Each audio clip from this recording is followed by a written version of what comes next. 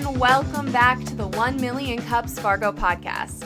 1 Million Cups is a free, nationwide weekly program created by the Kauffman Foundation in 2012 and is designed to educate, engage, and connect entrepreneurs.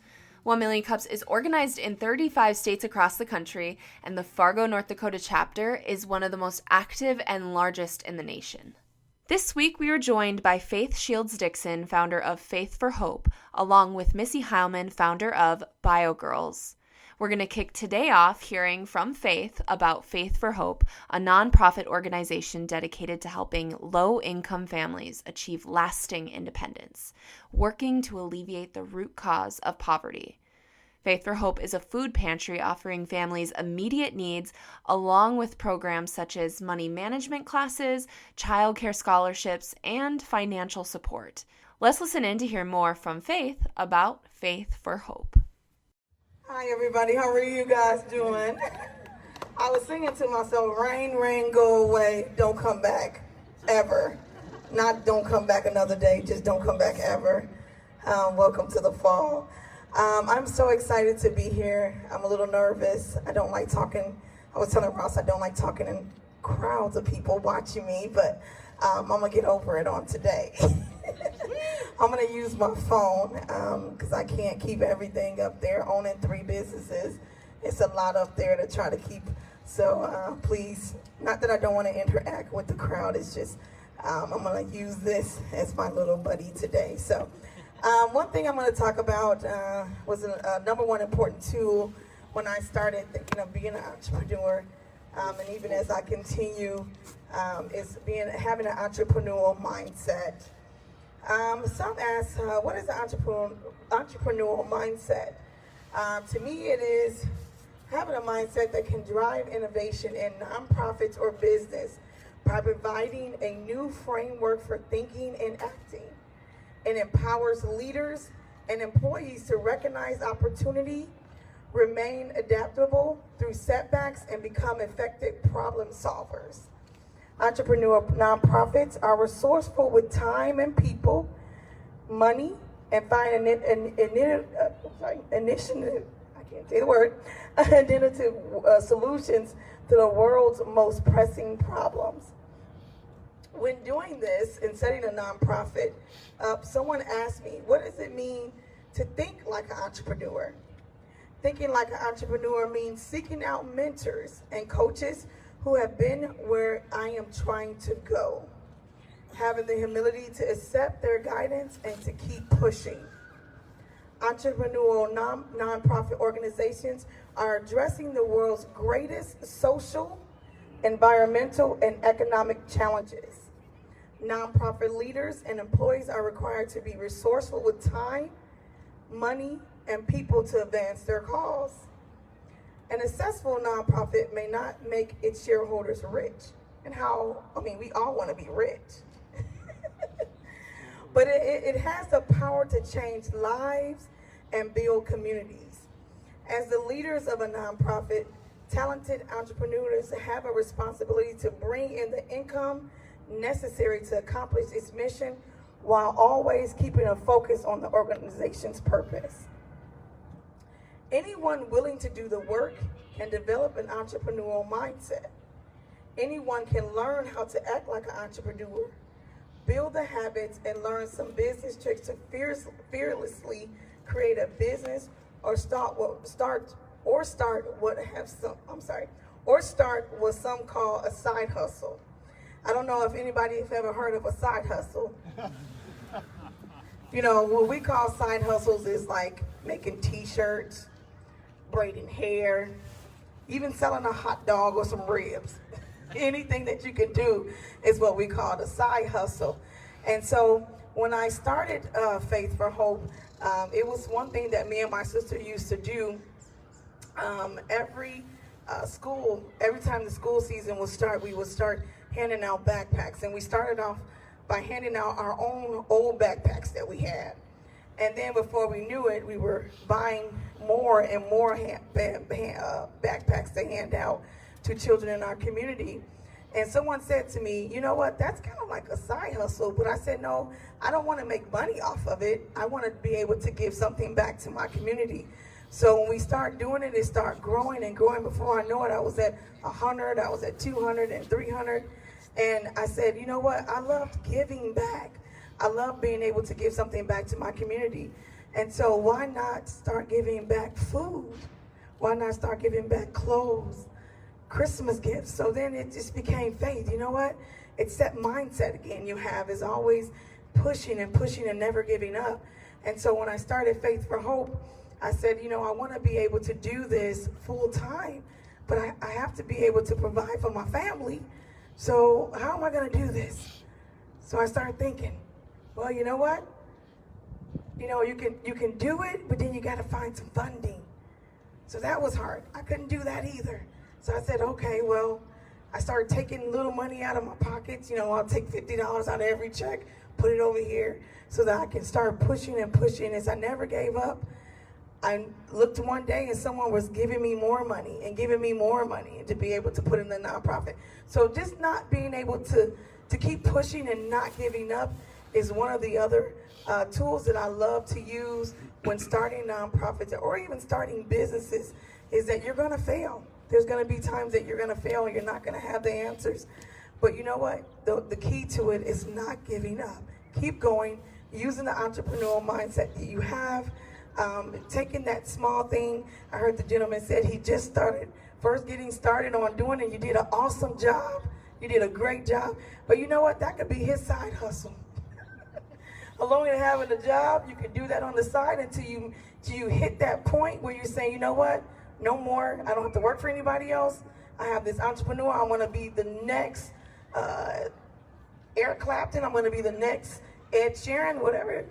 I'm going to do this. And having that entrepreneurial mindset can take you far. So I appreciate you guys having me on today, and thanks so much.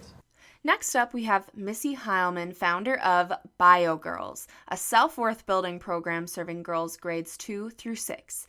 Their mission is to improve the self-esteem in adolescent girls through empowerment of self and service to others. Let's listen in to hear the story behind BioGirls. Hi, thank you. So a researcher asked a group of third grade girls, who's good at math? Almost every girl in the classroom raised her hand. The same researcher asked a group of sixth grade girls the same question. The girls looked around, and eventually a few of the girls pointed to their friend. The same researcher asked a group of ninth grade girls the same question, who's good at math? And was met with this response. By the age of 6, girls believe that they are less likely than boys to be really, really smart. By the age of 12, girls believe that the most important thing about themselves is how they look. And also by the age of 12, 7 of 10 girls believe or are afraid to try something new because they may fail. Our girls are struggling. They're struggling with silent enemies that chip away at their confidence and make them believe that they're inadequate. These silent enemies are things like social comparison, the pursuit of perfection, unrealistic body ideals, and the fear of failure. These silent enemies are causing an increase in depression and anxiety and low self-esteem.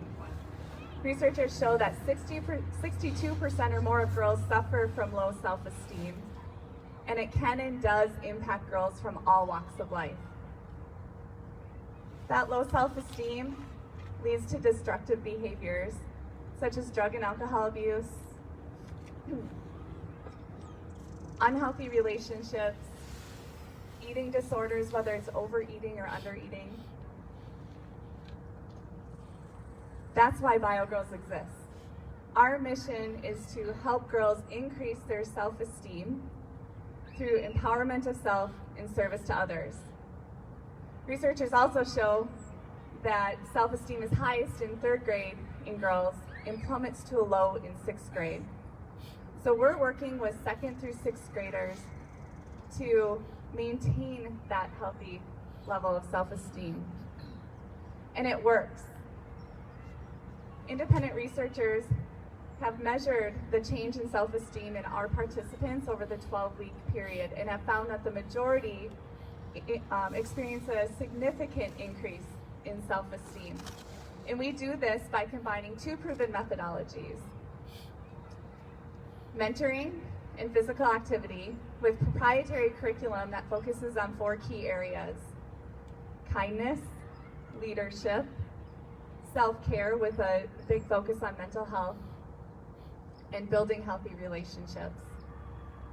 Throughout the 12 weeks of our program, we are building girls up and helping them know that it's okay to be themselves.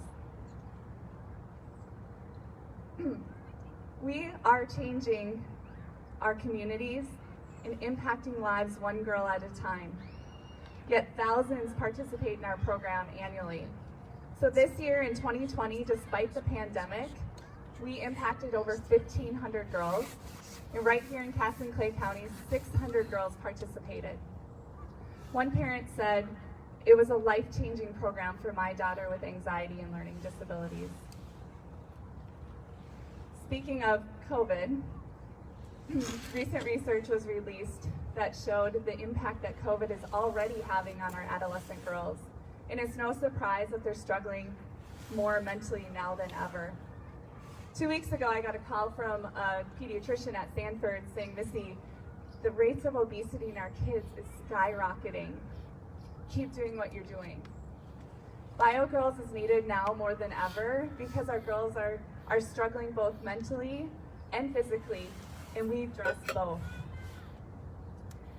So speaking of COVID, as like any organization, it's impacted BioGirls in many ways, but we are resilient and we are going to be around for our girls.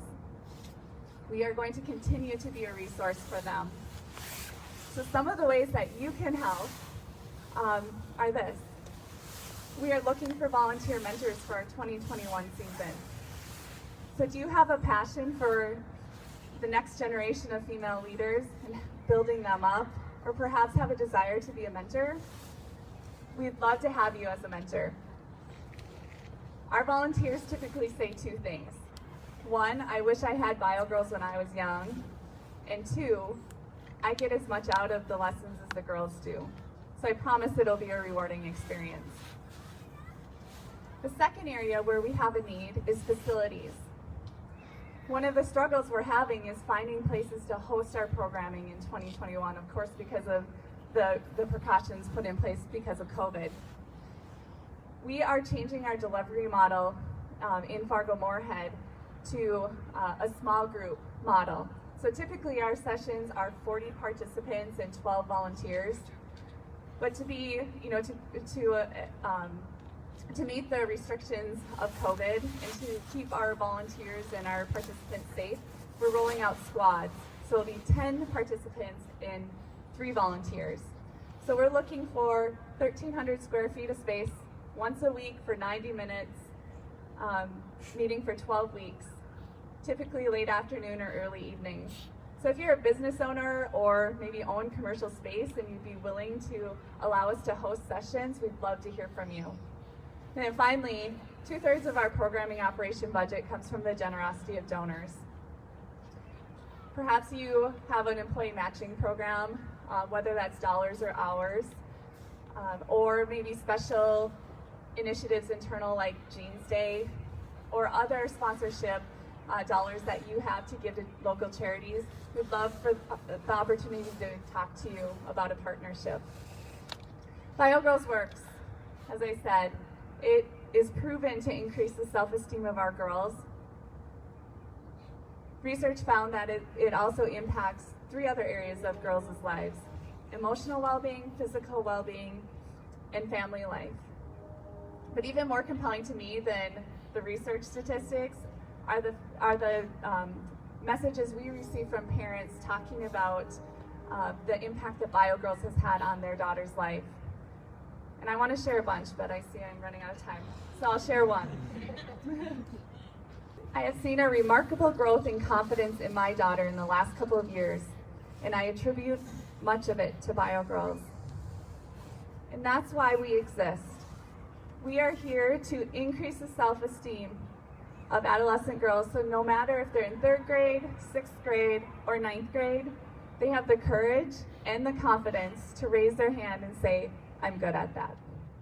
Thank you. After the presentation, we opened up to a live Q&A session with the audience to dive deeper into the journey behind Bio Girls and Faith4hope, how they began their endeavors, and what inspires them every day to continue working towards their mission. This week, we were joined by our host, Andrew Jason. Let's listen in. All right, so one of the joys of having a small, intimate 1MC is that we really want this to be a group project here, so I encourage you to raise your hand and ask a question, but I'll get us started here. So Missy and Faith, so most of the times when entrepreneurs launch something, it's because one, they recognize the problem, and then two, they have personal experience in that problem. I guess, can you two talk about your personal experience and why you feel like you are the right person to help solve the problems that you're solving? Faith, let's start with you. I would say yes. Growing up in the inner city of Chicago, as many of you all know, it is a lower poverty area. And so I saw that my parents wanted more for us. And so they worked, and sometimes they didn't have enough after paying all the bills to provide food, just the basic needs for us. It was 4 of us. And so I believe that when I saw that, it always instilled in me to want to give back and help families that are in that in-between stage. And so we really, my parents are pastors, let me say that. And so they really instilled in us servanthood and being able to serve our communities that we live in. And so when I saw the need here, it just made me, I looked back to that. Me and my sister looked back to the days where bread was hard to come by. Backpacks for school year was hard to come by when it was time to go back to school, because I knew mom and dad worked, and it just wasn't enough. So when we saw the need here, it just really struck our hearts and said, how can we help? How can we give something back to the community? So just personal experience, being able to see families struggle, being a family that struggled growing up, and now having the opportunity to have more than enough and give something back to our community. Awesome. Missy?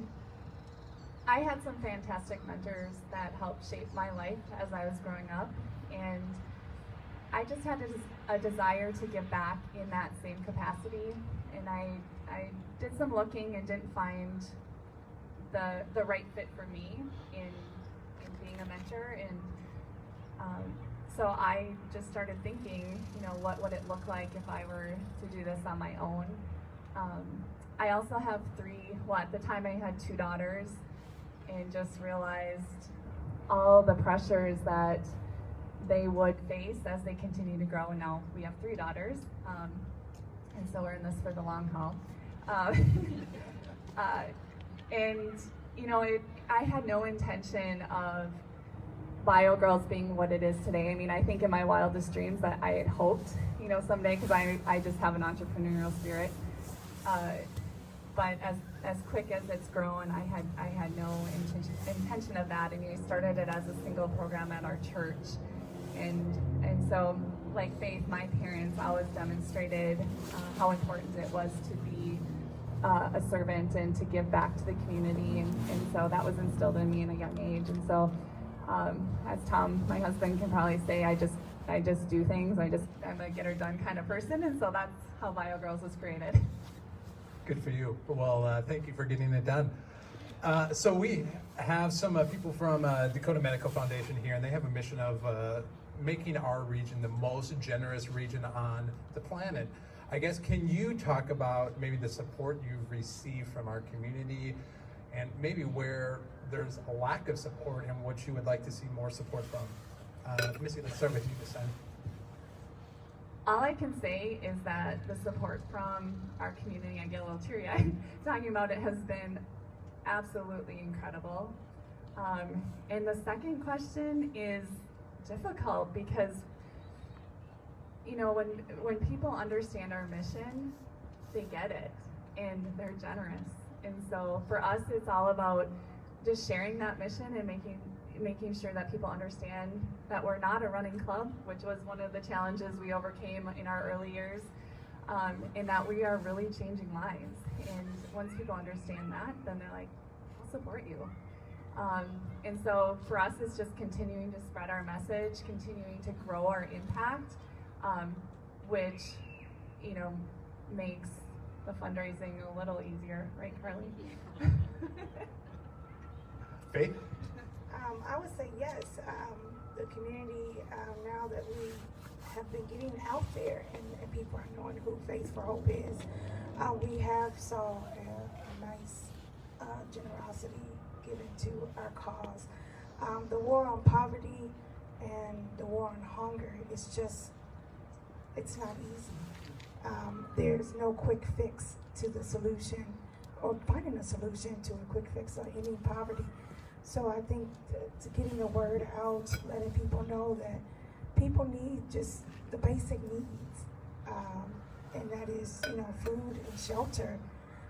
And so we're working with a lot of agencies in our area, the Coalition, Homeless Coalition, Great Plains Food Bank. They have been great in helping supporting this cause, and so we're going to just continue. But the community has been great. We're still getting out there. We're still pushing it. Our vision and our mission to assist those big, huge companies and the other nonprofits that are trying to end the war on poverty. Any questions from the community? Great. Can you just talk about your teams? Like who's involved, who's helping you out, and maybe, you know, sing their praises a little bit? I see some of them here. The question was, can you talk about your team and maybe sing a little praises? Yes, well, our team, Faith4hope team, we have an amazing team. We just redid the board here, but we have Alex Cusa. Raise your hand, Cusa. Thank you so much. He sits on our board and has been great. He's a fundraiser guru for us, and so we're so excited to have him. He pushes me when I get stuck in those areas. And then we have our new board member, Ross. Great financial person, financial literacy, he is the man. And we have two other board members, three, Amber, Laura, and Teresa, just great young ladies working with us. We're so excited for what 2021 brings us, and we just can't wait to hit the ground running. So yes, thank you. We have a team of 6 now. We've actually received several Otto Bremer Foundation grants, which have allowed us to expand operationally to continue to support the growth of the BioGirls program. And so 4 of them are here, Betsy, Macy, Carly, and Heidi. Give them a big round of applause. They work hard behind the scenes. I always say that I get to be the face of BioGirls, but I am definitely not the one that makes it all happen. We have a board of 10 who help support the mission and guide the vision and the strategy. And then, I can't remember if I actually said this, I meant to say it when I was talking. In 2020, we had over 600 volunteers that brought our program to life across the Upper Midwest. Without them, there wouldn't be BioGirls. Wow. Faith, so over the last 6 months, you've been very public in the fight for justice and equality in our community. What has that experience taught you about, you know, Faith4hope and the work you're doing, and maybe validated some of the work that you're doing and showed the need of continued work in this war on poverty? We know that change is always good. It's positive. Faith4hope believes in people being sustainable, and so with the fight on justice and keeping that movement alive, the civil rights movement alive, it just brings back to servanthood in our communities and having everyone feel equal. And so I believe that what we're doing in our community is assisting those that can't speak up, that are not maybe not able to tell someone they're being mistreated, even in the schools.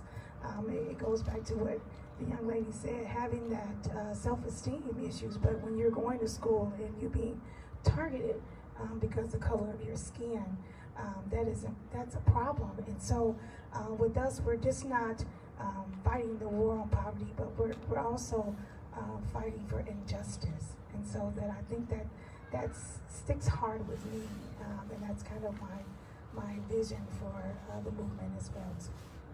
Well, thank you for all the work you're doing in our community. Alex. I can go first. So you asked how have we been creative in events and other gatherings because of COVID. We have, well, first of all, I'm so proud of our team, and they know this. This is nothing they haven't heard before, but we have been very agile and very nimble. And the one thing that we did not do when COVID hit was roll over and play dead.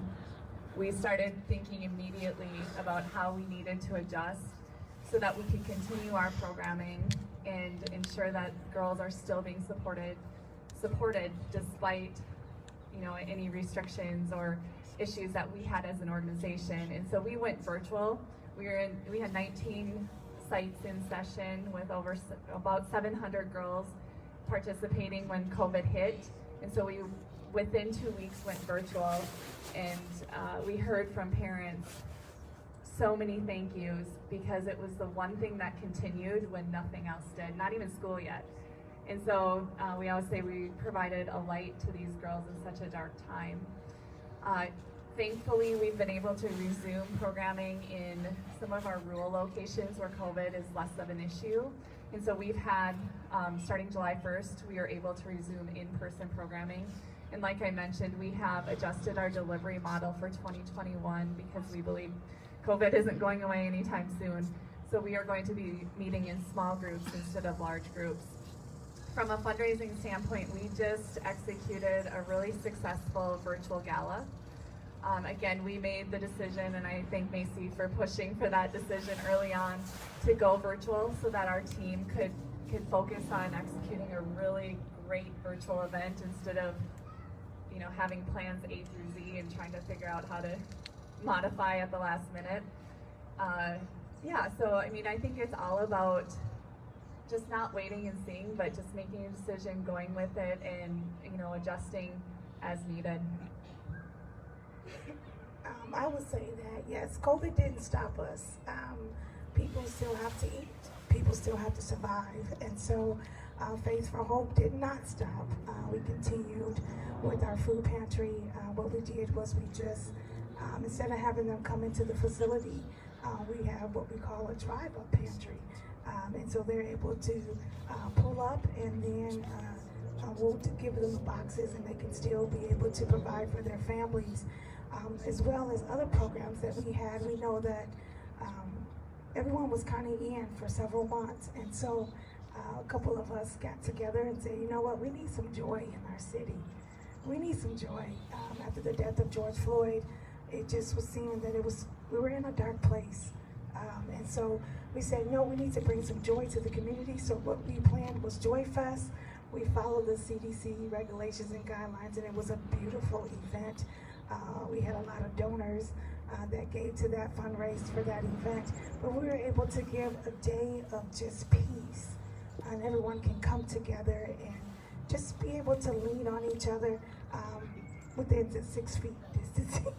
So, but no, our programs have not stopped. We still, the next program we have is the turkey Thanksgiving baskets that we'll be doing. We'll be handing out 300 turkeys to families that unfortunately don't have the money to provide dinner for their families. So we're not stopping. I think that we're just dealing with the COVID restrictions, but we're still going to make it happen because we know that our family needs their basic needs. Awesome. Well, you guys are putting a lot of light out into the world, and it's showing through here. So thank you for all the work that you're doing. We maybe have one more time for one more question in the community. We get the question all the time. When are you going to launch Bio Boys? And I say we haven't touched every girl that we can yet, and we're a small team with limited resources. And so we do think about it, but that's not on our radar in the short term. Awesome. Well, every week we end with a ceremonial question because 1 Million Cups is really about supporting you. So the question is, what can we as a community do to support you? Faith, kick us off. The Faith4hope is looking for monetary support. As you all know, that we've given almost 20,000 pounds of food out per month, not year, month. And so we always need donations. We always looking for volunteers to come and help us in the food bank when we're giving boxes out to individuals and families. And then when we have these fundraisers, just having your support, monetary support, volunteer support, like the young lady said, if you're matching funds, things like that to your employer, think of Faith4hope. We're not going anywhere. We're here for the long haul, and we want to see the war on hunger, and we want to assist with that, and we want to help families get out of poverty. So when you're thinking of those two and you have extra money set aside, please think of us. Thank you. Missy, what can we do as a community to support you? Yep, I think I hit on the three things when I was talking. So first, volunteers. We will again need 600 plus volunteers for the 2021 program season. Facilities, so space to host our sessions, and then any financial donations would be appreciated. Well, thank you so much, Missy and Faith, for being here, but also all that you're doing for the community. I encourage everyone to ask questions or get involved as you can. So thank you so much. Let's give them a round of applause. And that's all we got for this week's 1 Million Cups Fargo podcast. Thank you so much for listening in. 1 Million Cups Fargo is powered by Emerging Prairie, an organization dedicated to connecting and celebrating the entrepreneurial ecosystem. We'd also like to say a thank you to the following sponsors for their support: Midco, the Fargo-Moorhead CVB, the FM Area Foundation, City of Fargo, Pro Resources, and the Kilbourne Group. Catch you again on next week's 1 Million Cups Fargo podcast. See you then.